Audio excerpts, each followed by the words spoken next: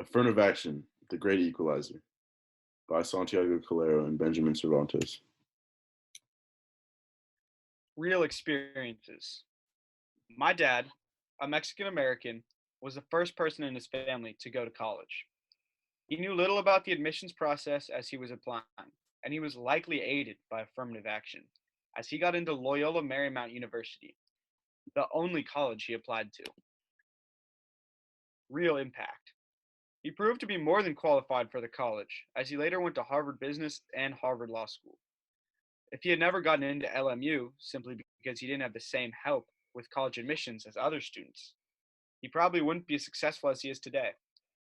Affirmative action has thus not only impacted him, but also me and my brothers, who plan on continuing the line of successful Mexican Americans who have stories that fight back against racist viewpoints still held by many Americans today.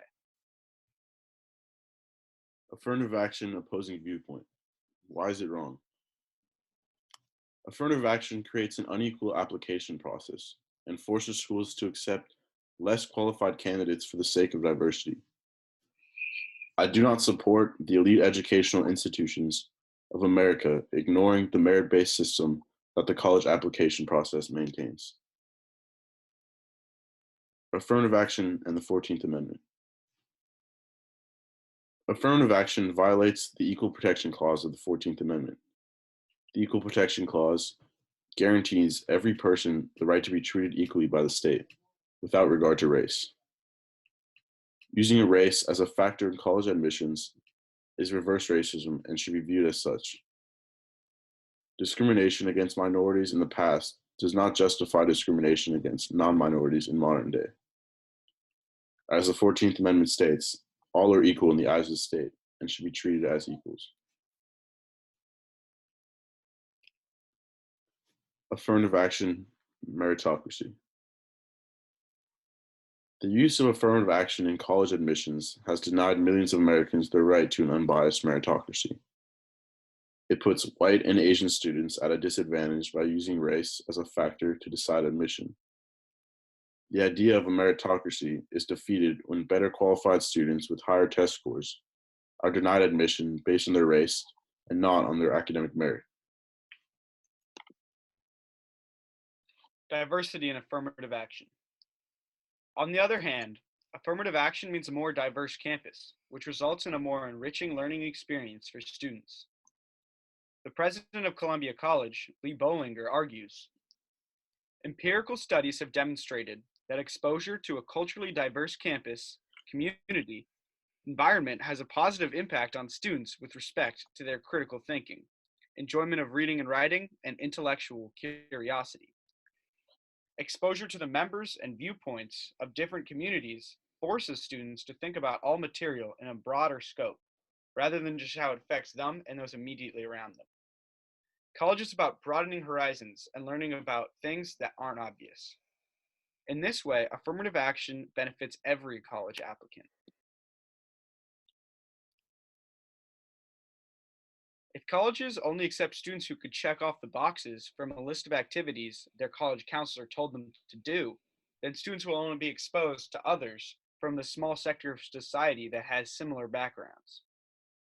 One of the main goals of college admissions is to make sure that students who attend their school will have the best possible experience and be able to grow both academically and as a person.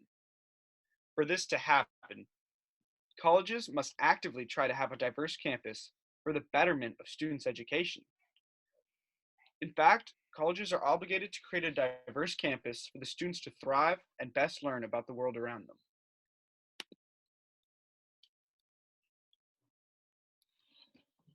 Opposing viewpoint rebuttal.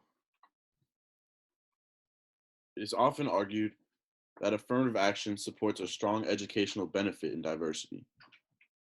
However, not much can be proven to support this point. There is no evidence of the academic benefit of affirmative action in colleges in America.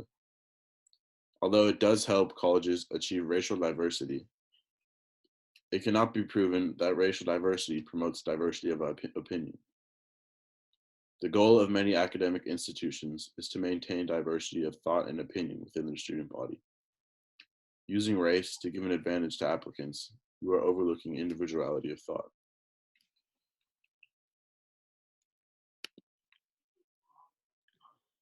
A fair fix to centuries of injustice. While some may believe a meritocracy comes in the form of color-blind admissions, this is not the case. Hundreds of years of racism have led to a system that automatically helps certain groups get into better colleges and lead easier lives. This is emphasized by the message from the Catholic Church in the pastoral letter Economic Justice for All, which asserts judiciously administered affirmative action programs in education and employment can be important expressions of the drive for solidarity and participation that is at the heart of true social justice. This is because many of the groups that affirmative action benefits are poor and come from communities that don't place emphasis on getting them to college, while also having to deal with racism in their daily lives. This could be due to unfair laws, such as those introduced by the war on drugs that disproportionately affected Latino and Black communities. Whites and Asians don't have better applications because they're just better candidates for the school, but rather it is because the community they grew up in made college a priority, or their parents had the money to pay for the best college advisors and SAT tutors.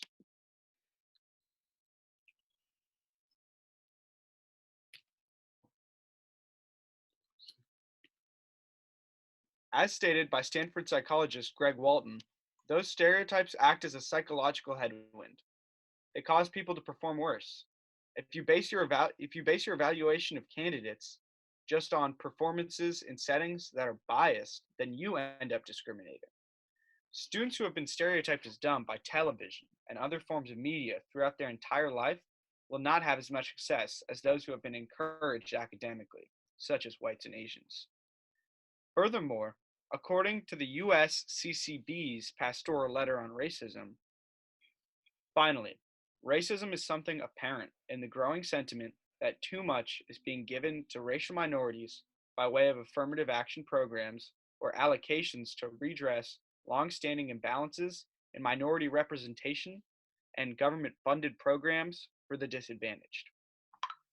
The Catholic Church believes this because opposing affirmative action would be the same as trying to uphold systems of racism made to oppress minorities.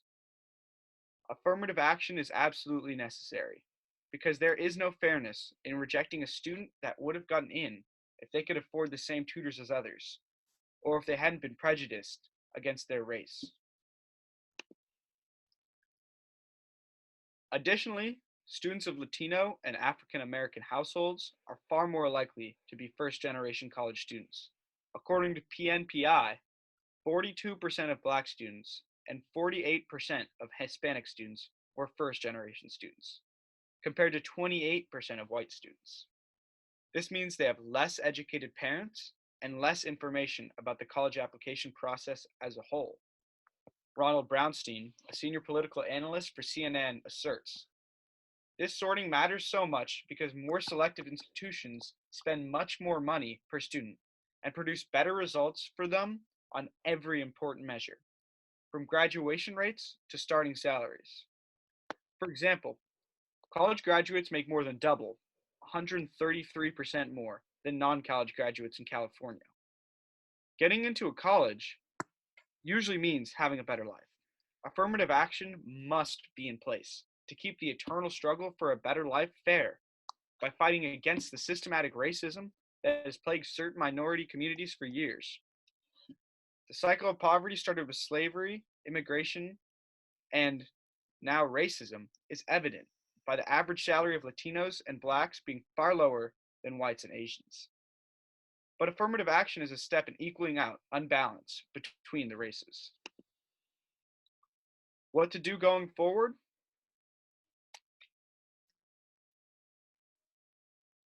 There are still many questions to be answered. Should certain races get more help from affirmative action than others? For instance, should African Americans get more aid than Latino Americans? I would say absolutely. And the distinctions should be made by research that records exactly how racism towards different races affects academic competitiveness. Another important issue to assess is what to do as society changes. It would seem obvious that society is less racist now than when affirmative action first came into place. There are clearly still reasons to have affirmative action, but in the future, could these reasons become smaller factors?